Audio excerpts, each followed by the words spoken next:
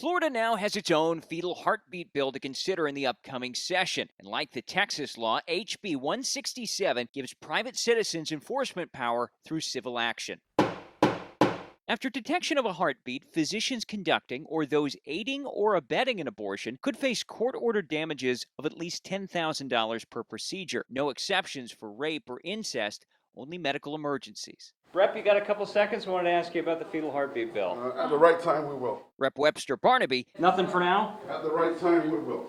wasn't up for talking about his bill Wednesday afternoon, but plenty of Democrats are who believe Florida needs to stay at 24 weeks. The Senate Minority Leader saying the bill is an outright attack on women. Women! Women! It all comes on the heels of a Capitol rally against the idea Tuesday, members of the caucus vowing a fierce fight if the policy moves forward. You thought HB1 was bad. You thought SB 90 was bad. Oh, baby, you don't know what happens when women get together, honey.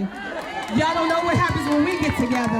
It may be an uphill battle for Democrats as the GOP remains in control of the legislature, but it's unclear how seriously leadership will take the bill. The Speaker and Senate President have sounded somewhat non-committal in recent statements, the governor too, when asked recently. I have not seen what was there. I have a 100% pro-life record and very much have supported when I was in Congress and then signed pro-life as governor. There's plenty of time for them all to make up their minds. Lawmakers don't return for session until January, still several months away.